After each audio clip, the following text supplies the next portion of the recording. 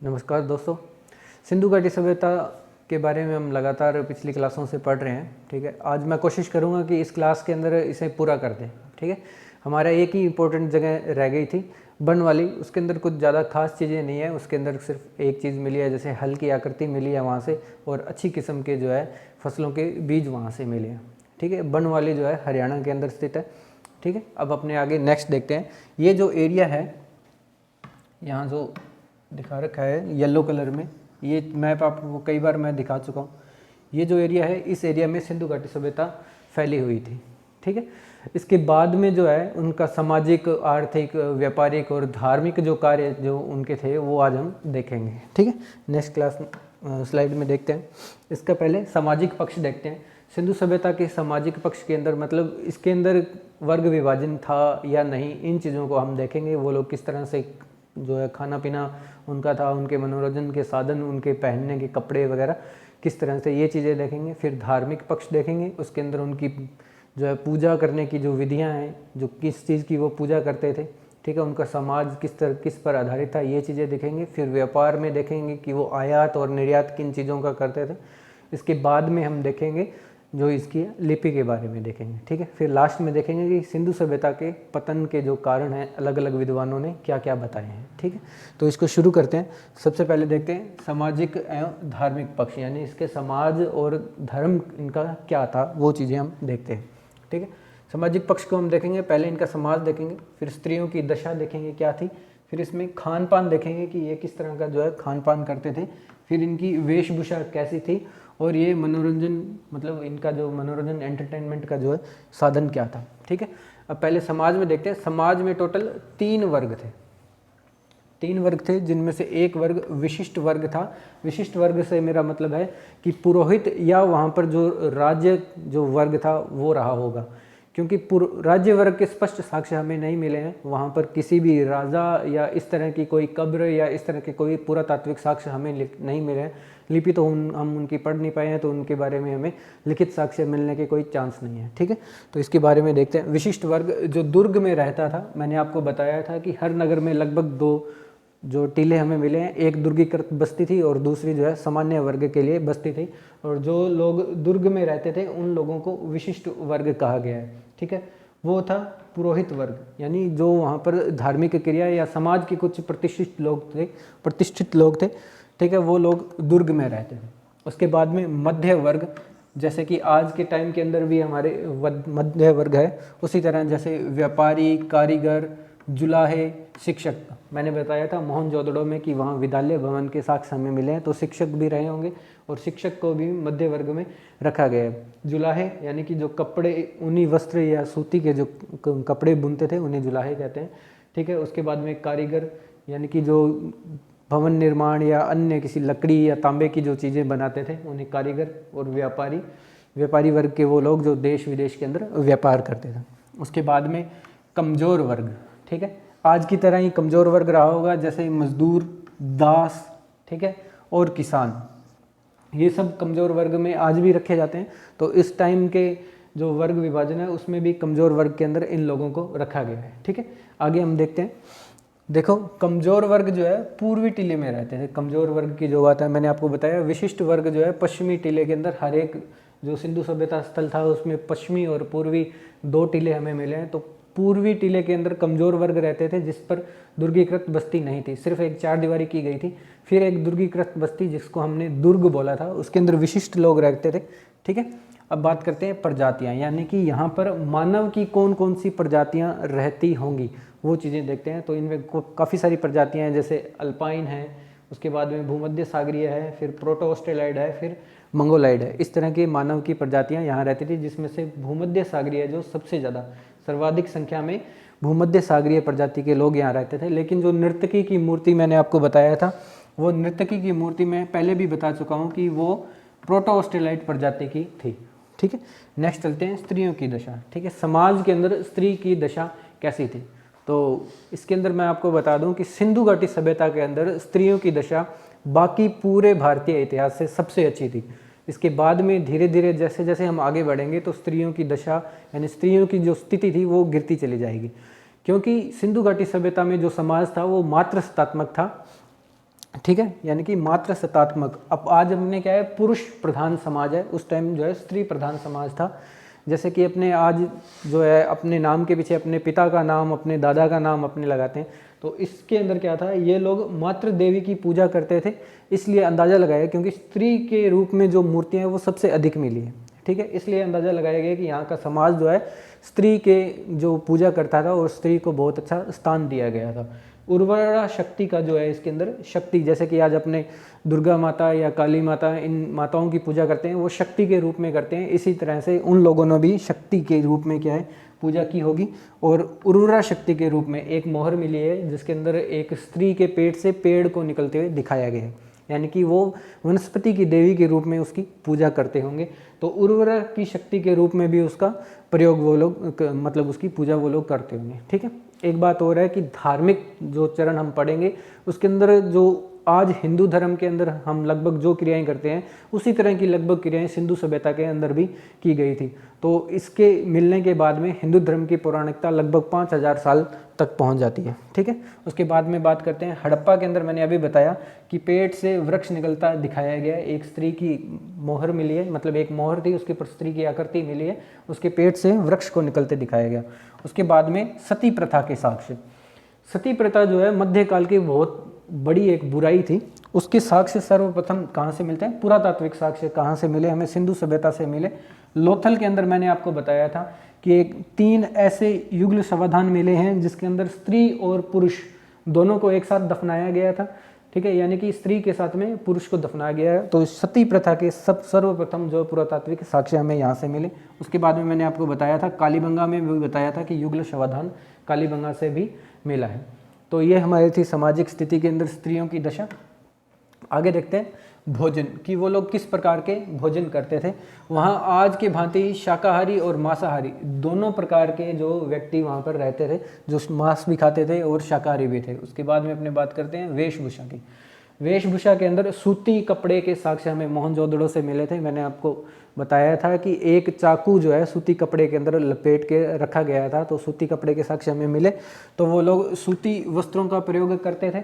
उसके बाद में बहुत से ऐसे साक्ष्य भी मिले हैं जिसके अंदर सूती वस्त्रों के जो है प्रयोग के समय सामने आते हैं। उसके बाद में ऊनी वस्त्र मिलते हैं, ठीक है। अब बात करते हैं सूती कपड़ों के अंदर सादे कपड़े भी थे और कढ़ाईदार कपड़े भी मिले हैं। कढ़ाई मतलब उनके ऊपर किसी प्रकार का डिज़ाइन जो बनाए गए उस तरह के कपड़े भी मिले हैं। मोहनजोदड़ो में एक योगी की मूर्ति मिली है जिसमें 3 पत्तियां शाल ओढ़े हुए मिलती है, ठीक है। उसकी दाढ़ी है लेकिन मूंछ नहीं है, वो मैं अभी आपको दिखा देता हूँ। वो जो मूर्ति मिली है वो इस तस्वीर में आप देख सकते हैं। इसके अंदर ये एक आदमी है जिसकी नाक टूटी हुई दिखाई गई है और इसके अंदर 3 पत्तियां यानी 3 पत्तियों वाले जो है फूल के जो डिजाइन इसके ऊपर बनाया गया है। तो ये कढ़ाईदार जो कपड़े हैं उसका साक्ष्य है। और ये आदमी दिखाया गया, इसमें दाढ़ी इसकी दिखाई गई है और इसके मूछें नहीं। इसके साथ साथ अपने इसके अंदर कई चीज़ें देख सकते हैं, जैसे कि इसने ये बाजूबंद पहना हुआ है, हाथ के ऊपर जो है एक गहना होता है वो पहना हुआ है, और सिर के ऊपर आप देख सकते हैं इस तरह से ये पट्टी लगा के यहाँ पर भी इसने कुछ आभूषण पहन रखे, यानी कि स्त्री और पुरुष दोनों आभूषण पहनने के शौकीन थे, ठीक है। तो इस तरह से हमें इसको देख सकते हैं, ठीक है। अब आगे देखते हैं मनोरंजन के साधन। अब वो अपना एंटरटेनमेंट किस तरह से करते थे। एक तो शिकार करके वो अपना एंटरटेनमेंट करते थे, फिर मछली पकड़ना, पशु पक्षियों की लड़ाई कराना, चौपड़ पासा खेलना। आज के पुराने गांवों के अंदर अपने जाएं तो आज के टाइम में भी बहुत से जो वृद्ध लोग हैं आपको चौपड़ पासे खेलते मिल जाएंगे। उसके बाद में ढोल मंजीरा बजाना, नृत्य करना और गाना गाना उनका जो है शौक था, ठीक है। उसके बाद में अपने बात करते हैं आभूषण मैंने आपको अभी बताया, अभी एक तस्वीर दिखाई, उसके अंदर उसने बाजूबंद पहना था और सिर के ऊपर कुछ उसने आभूषण पहन रखा था। तो इस तरह से आभूषण वो पहनते थे। वो किस चीज़ के बने थे। गरीब आदमी जो आभूषण पहनते थे और अमीर आदमी जो आभूषण पहनते थे उनमें फ़र्क था। उसके अंदर धातु का फ़र्क था, उसके अंदर बनावट का फ़र्क था, ठीक है। आज भी अपने देखते हैं अमीर और गरीब के कपड़े बहुत ही अलग होते हैं, ठीक है। उसी तरह इसमें भी विभाजन था। सीप, शंख, मिट्टी के आभूषण इसका यूज़ करता था गरीब, जो कि पूर्वी टीले के अंदर रहता था। मैंने आपको बताया कि वर्ग विभाजन था, एक विशिष्ट वर्ग के लोग थे, एक सामान्य या निम्न वर्ग के लोग थे, एक मध्य वर्ग के लोग थे।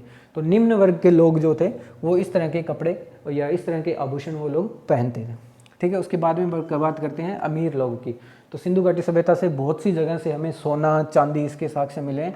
तो सोने के आभूषण, चांदी के आभूषण, हाथी दांत के आभूषण और मणिक जैसे कि लाजवर्द, सफस्टिक, इस तरह के कुछ जो है महंगे जो पत्थर होते हैं उनसे बने जो आभूषण जो है अमीर लोग के बनते हैं। इसके बाद में देखते हैं हड़प्पा से एक श्रृंगारदान मिला है, ठीक है। फिर नेक्स्ट देखो मोहनजोदड़ो से चांदी की चूड़ी मिली है। मोहनजोदड़ो की खुदाई में एक चांदी की चूड़ी मिली है, यानी कि अमीर आदमी जो है चांदी के लोग जो गहने पहनते थे। उसके बाद में कालीबंगा से हाथी दांत की चूड़ी मिली है। कालीबंगा से बहुत सी चूड़ियाँ मिली हैं, मैंने आपको बताया था। उसके बाद में नौसारो से सिंदूर के साक्ष्य मिले हैं। नौसारो एक जगह है, सिंधु सभ्यता एक स्थल, सिंधु सभ्यता का एक स्थल है, वहाँ से सिंदूर के साक्ष्य मिले हैं। फिर चुहुंदड़ो से लिपस्टिक, मैंने आपको बताया था जब हमने चुहुंदड़ो पढ़ा तो लिपस्टिक के साक्ष्य वहाँ से मिले। उसके बाद में हड़प्पा में बोतल से काजल के साक्ष्य मिले, यानी हड़प्पा में क्या है काजल लगाने का काम भी वो लोग करते थे, ठीक है। उसके बाद में अपने देखते हैं धार्मिक पक्ष, यानी वो उनकी पूजा करने की विधियाँ और इस तरह के जो धार्मिक कार्य होते हैं वो किस तरह से वो संपन्न करते हैं, ठीक है। इसके अंदर देखते हैं कि मातृ देवी की पूजा वो सबसे ज़्यादा करते थे। उसके बाद में पशुपति की एक मोहर मिली, मेके को मोहर मिली, और जो है जॉन मार्शल जो थे, यहाँ लिखा हुआ है देखो, मोहर किसको मिली, मेके को मिली, और जॉन मार्शल ने उसे पशुपति कहा। पशुपति की वो जो मोहर मिली वो मैं आपको दिखा देता हूँ, ठीक है। इस तरह की मोहर जो है पशुपति की मोहर वहाँ से मिली है।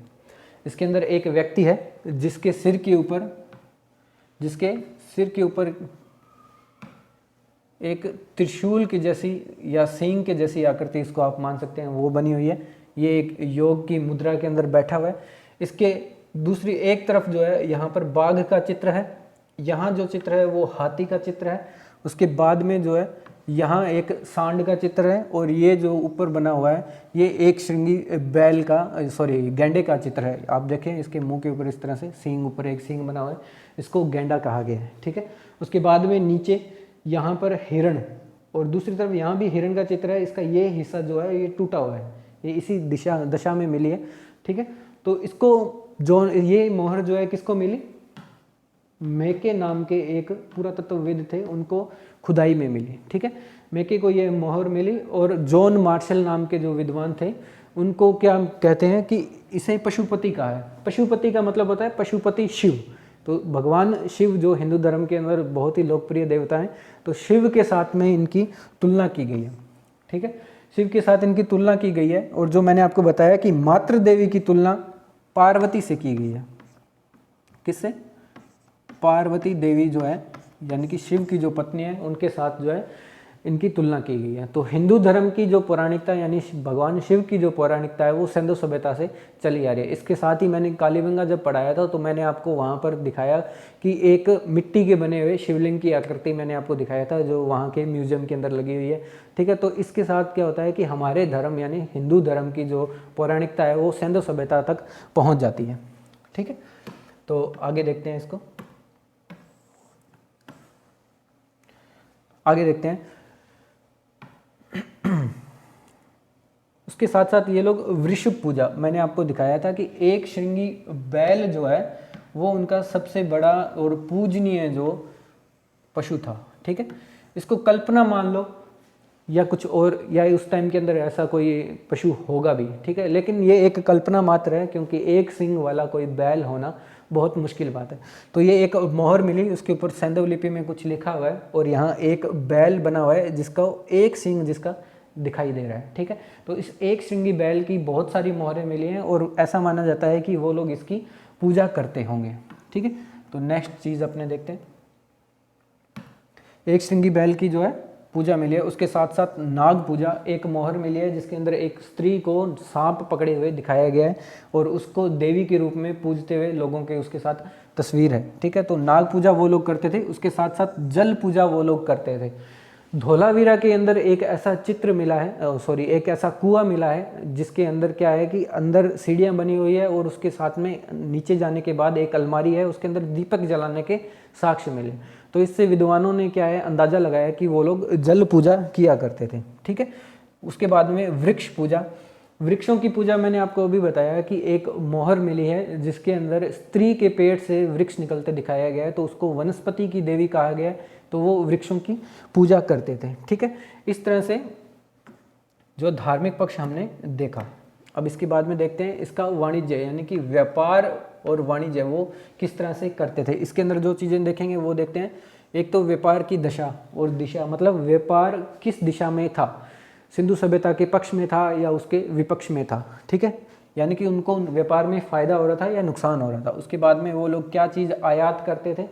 ठीक है, उसके बाद में निर्यात कौन सी चीज़ें करते थे और क्रय विक्रय के माध्यम कौन से थे, और लास्ट में देखेंगे कि वो परिवहन किस तरह से करते थे। इन चीज़ों को देखते हैं। पहले बात करते हैं व्यापार की दशा व दिशा। तो सिंधु काल के अंदर व्यापार की दशा बहुत ही अच्छी थी और दिशा हमेशा सिंधु सभ्यता के पक्ष में रहती थी, क्योंकि आयात और निर्यात के अंदर जो डिफरेंस था, वो लोग आयात बहुत कम चीज़ें करते थे और उसके बाद बदले में निर्यात बहुत करते थे। तो इससे जो हमें जो मतलब हमारी सिंधु घाटी सभ्यता थी उसको जो है फ़ायदा होता था। ठीक है, तो आयात निर्यात का जो संतुलन है वो हमेशा भारतीय सभ्यता के पक्ष में रहा, जब तक अंग्रेज भारत में नहीं आए तब तक। ठीक है, उसके बाद में देखते हैं आंतरिक व्यापार होता था, यानी सिंधु सभ्यता के जो आंतरिक स्थल थे, जैसे कि अपने बात करें भारतीय जो सीमा थी उसके अंदर जितने भी स्थल मिले, हड़प्पा, मोहनजोदड़ो, कालीबंगा वगैरह वगैरह जितने भी स्थल मिले, उन सभी स्थलों के आपस में व्यापारिक संबंध थे। तो आंतरिक व्यापार थे। उसके बाद में दूसरा जो था वो था अंतर्राष्ट्रीय व्यापार। अंतर्राष्ट्रीय व्यापार सुमेर या मिस्र, फारस की खाड़ी के क्षेत्र जैसे कि ईरान और अफ़गानिस्तान के जो एरिया है, ठीक है, यहाँ इसके अंदर फैलका और बहरीन दो सभ्यताएं हैं, उनके साथ जो है हमारा अंतर्राष्ट्रीय व्यापार था। मैंने आपको बताया था कि किस तरह से वो लोग लोथल, उसके बाद में सुतकागेडोर, बालाकोट, डाबरकोट, ये हमारे बंदरगाह थे और इनसे लगातार जो है हमारा अंतर्राष्ट्रीय व्यापार बाहर के देशों की जो सभ्यताएं थी उनके साथ था। उसके बाद में अपने बात करते हैं मेसोपोटामिया। मेसोपोटामिया के किन शहरों के अंदर जो है हमारी मोहरें मिली वो देखते हैं। एक उर, किस, लक्ष, टेपर, उसके बाद में तेल असर और निपुर हम, ये ऐसे शहर हैं जहाँ से जो है हमारी मोहरें मिली हैं, यानी सिंधु घाटी सभ्यता से निर्मित मोहरें वहाँ से मिली है। इसका मतलब ये हुआ कि वो मोहरें ऐसी तो वहाँ पहुँच नहीं गई, व्यापारिक साधनों के साथ लेन देन हमारा उनके साथ था, हमारा संपर्क उनके साथ था, तो हमें क्या है उनसे हमारी जो मोहरें हैं उनके यहाँ मिली हैं। ठीक है, इसके साथ साथ मैंने आपको बताया था कि लोथल और मोहनजोदड़ो से बेलनाकार मोहरें मिली हैं जो मेसोपोटामिया से संबंधित थी। ठीक है, उसके बाद में देखते हैं, ये देखो सागरोन का एक अभिलेख मिला है जो कि 2350 ईस्वी पूर्व का है। इसमें 3 नाम मिले हैं। एक तो है मेहुआ, वो नाम जो है मेहुआ वो सिंधु सभ्यता से संबंधित था, यानी कि जो मेहुआ नाम उस अभिलेख के अंदर मिला है, इसके पुरातात्विक साक्ष्य मिले हैं। ठीक है, ये जो सागरोन जो जगह है, यहाँ की जो लिपि है उसको डिकोड कर लिया गया है। ये एक विदेशी लिपि है। ठीक है, विदेशी एक सभ्यता है, उसकी लिपि को डिकोड कर लिया गया है। वहाँ पर एक अभिलेख मिला है जो 2350 ईसा पूर्व का है। उस अभिलेख में 3 नाम मिले हैं। एक तो मिला है मेलहुआ जो सिंधु सभ्यता से संबंधित था, फिर था है मगन जो बलूचिस्तान से संबंधित था, उसके बाद में दिलमुन जो कि बहरीन से संबंधित था। इस तरह से हमारा जो है विदेशी व्यापार जो है एक बहुत ही अच्छी स्थिति में था। उसके बाद में नेक्स्ट अपने देखते हैं। ठीक है, ये है आयात का जो लेखा जोखा था हमारा, वो देखते हैं। ठीक है, तो आयात 3 प्रकार से होता था। पहले जो है बहुमूल्य पत्थर, वो कहाँ से आयात किया जाते थे? कश्मीर और काठियावाड़। काठियावाड़ गुजरात का पुराना नाम है, उसको सौराष्ट्र भी बोलते हैं। ठीक है, उसके बाद में देखते हैं कि अर्ध कीमती पत्थर जो है बलूचिस्तान जो पाकिस्तान का एक हिस्सा है वहाँ से लिया जाता था।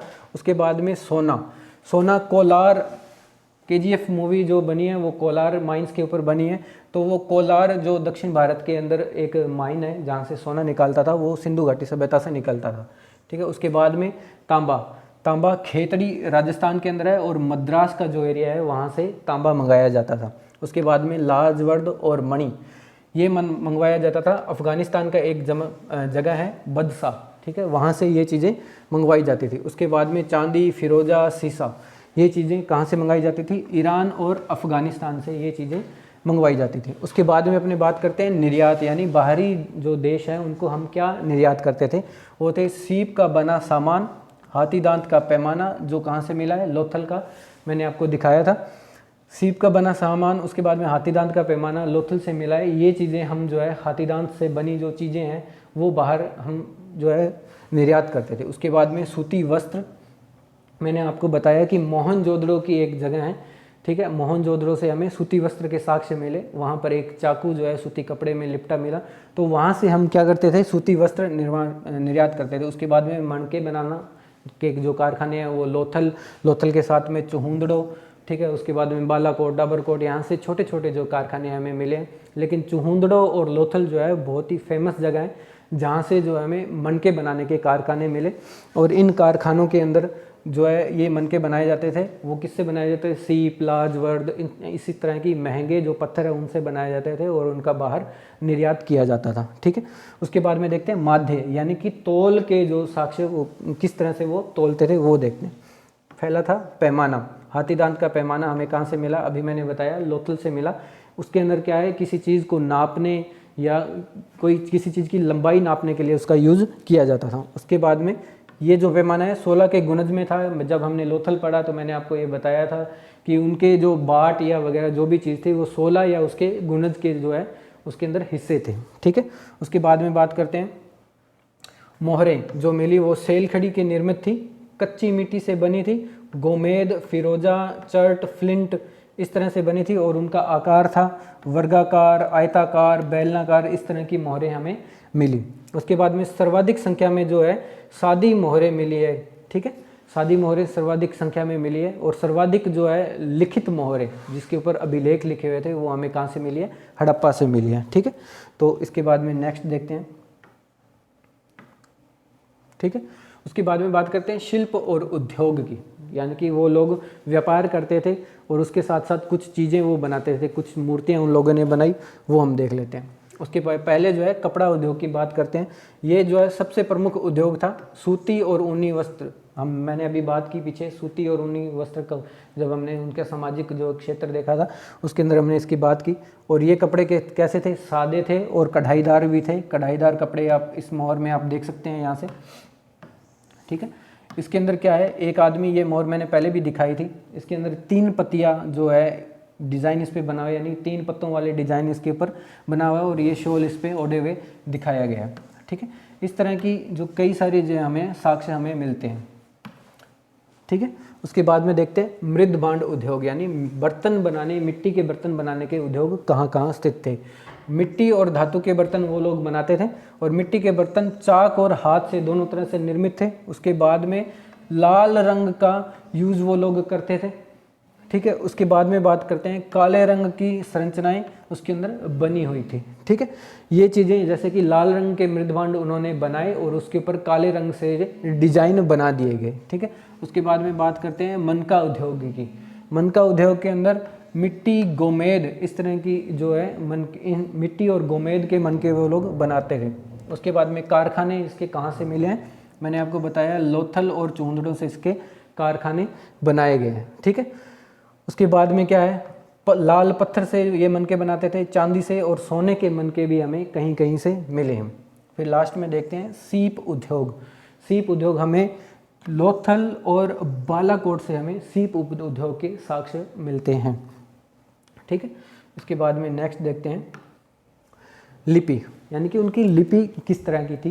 लिपि का मतलब स्क्रिप्ट जिसके अंदर हम लिखते हैं। जैसे कि आज अगर हम हिंदी लिखते हैं तो हिंदी हम देवनागरी लिपि के अंदर हम हिंदी लिखते हैं। इसी तरह क्या आती लिपि। लिपि की सर्वप्रथम जानकारी 1853 के अंदर चार्ल्स मैसन को हुई, ठीक है। 1853 के अंदर चार्ल्स मैसन ने जो है एक मोहर उसके अंदर मिली जिसके ऊपर लिपि लिखी गई थी। उसके बाद में 1923 तक जो है संपूर्ण जानकारी लिपि के बारे में हो गई कि उनकी कुछ लिपि थी लेकिन उसको डिकोड नहीं किया गया, उसको पढ़ नहीं सके, ठीक है। उसके अंदर जो लिपि है वो चित्रात्मक लिपि थी, जैसे चाइनीज़ लिपि होती है। चाइनीज़ एक चित्रात्मक लिपि है, ठीक है। उसके साथ साथ इसमें लगभग 250 से लेकर 400 अक्षर थे, अक्षर यानी दो वर्णों को आपस में जोड़कर एक अक्षर बनता है। वो अक्षर कितने थे? लगभग 250 से लेकर 400 प्रकार के अक्षर थे। उसके बाद में बात करते हैं मूल चिन्ह, यानी कि एक चित्रात्मक लिपि थी, उसमें कुछ चिन्ह थे। तो कितने मूल चिन्ह थे? 64 कुल उसके अंदर मूल चिन्ह थे। उसके अंदर अंग्रेजी के यू अक्षर का सर्वाधिक यूज किया गया था। ठीक है, अंग्रेजी का यू अक्षर होता है। ठीक है, मैं यहाँ पर कुछ बना के दिखाता हूँ। इस तरह की उनकी लिपि थी, जैसे ये बना दिया। ठीक है, उसके बाद में ये लिख दिया, ये लिख दिया। तो अंग्रेजी का ये जो यू अक्षर है, इसका सर्वाधिक प्रयोग उसके अंदर किया गया था। ठीक है, और उसके अंदर मछली का सर्वाधिक चित्र यूज किया गया था। जो चित्रात्मक लिपि थी उसके अंदर मछली जैसा चित्र जो है सर्वाधिक उसके अंदर यूज किया गया। ठीक है, इस तरह से मछली के चित्र उसके अंदर बनाने के प्रयास किए गए। उसके बाद में इस लिपि को बुस्त्रोफेडम कहा जाता है, या फिर उसका दूसरा नाम बुस्त्रोफेदम है, या उसे गौमूत्रिका लिपि कहते हैं। ठीक है, गौमूत्रिका लिपि मतलब पहले उसको दाएं सिरे से लिखना शुरू किया गया, फिर लिखते लिखते बाएं तक आया गया, फिर दाएं, इस तरह से सर्पिल आकार के अंदर उसे लिखा गया, इसलिए इसे गौमूत्रिका लिपि भी कहते हैं। उसके बाद में बात करते हैं परिवहन के साधन, वो कौन कौन से साधन वो लोग यूज करते थे। तो वो जल मार्ग से, मैंने आपको बताया है कि विदेशों के साथ उनके संबंध थे, और लोथल, सुतकागेगोड, डाबारकोट, बालाकोट, इस तरह से हमें बहुत सारे जो है बंदरगाह हमें मिले हैं। ठीक है, तो उनका जो है जल मार्ग से उनका जो है परिवहन होता था। उसके साथ साथ स्थल मार्ग से भी वो लोग परिवहन करते थे। मैंने बताया था कि तांबे की इक्का गाड़ी हमें कहाँ से मिली है? हड़प्पा से तांबे की इक्का गाड़ी हमें मिली थी। ठीक है, तो इक्का गाड़ी का डिज़ाइन वो लोग बना सकते हैं, तो उस तरह की गाड़ी भी उनके पास जरूर रही होगी, जिसे बैल या किसी अन्य जो जानवर से उसको खींचा जाता होगा। तो स्थल मार्ग से उनका परिवहन होता था। ये परिवहन सिर्फ आंतरिक व्यापार के लिए किया जाता था, और आंतरिक व्यापार के लिए हो सकता है कि नदियों के अंदर जो परिवहन है वो जल मार्ग से भी किया गया हो, क्योंकि नावों के साक्ष्य हमें मिले हैं। उसके बाद में बात करते हैं लोथल।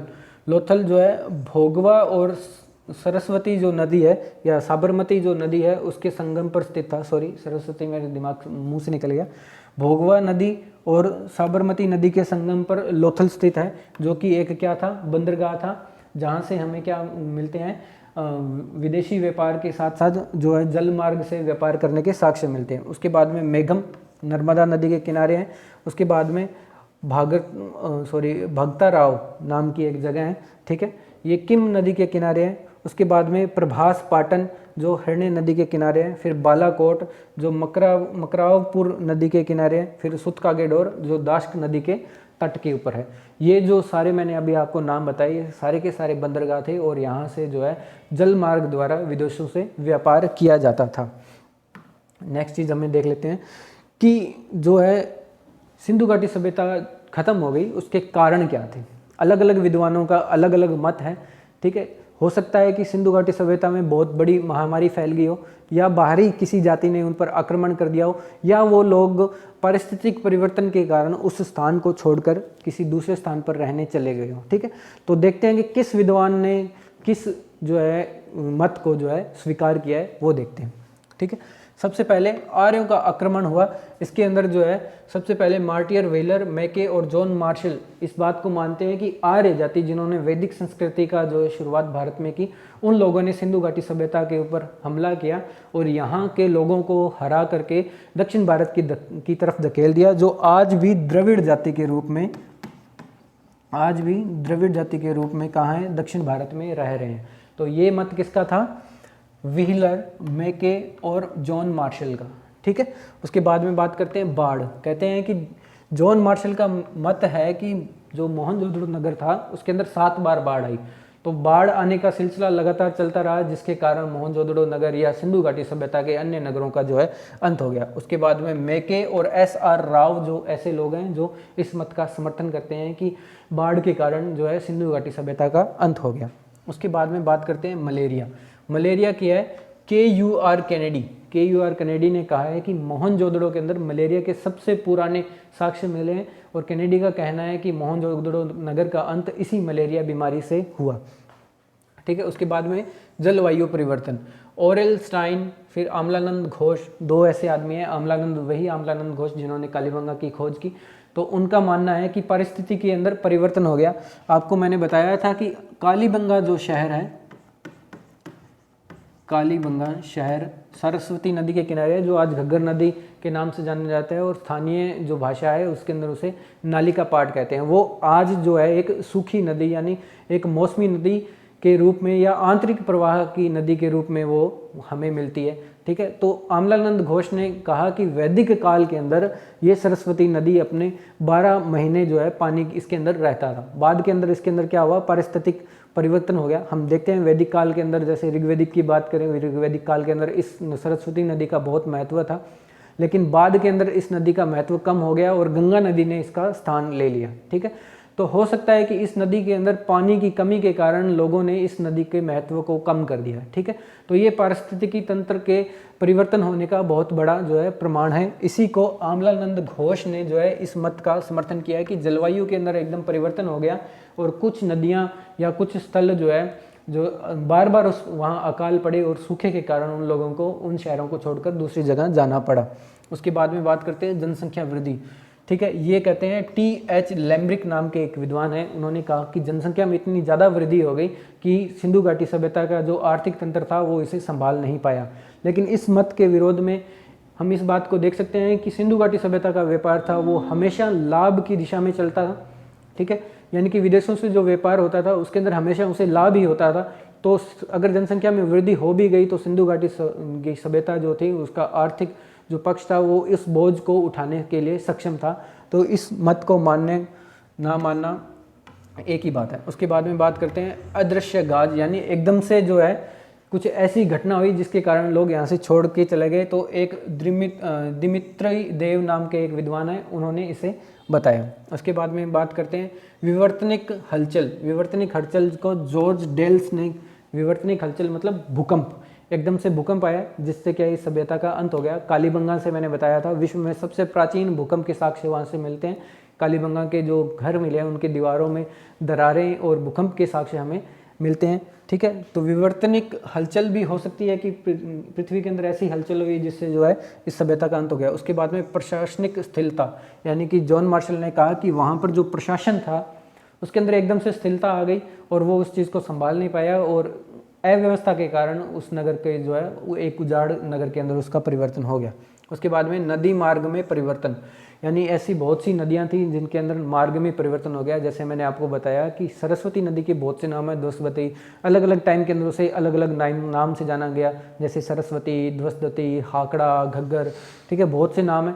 तो हो सकता है कि इस नदी ने बहुत बार अपना मार्ग बदला हो और हर बार मार्ग के हिसाब से इस नदी का नाम भी बदल गया हो।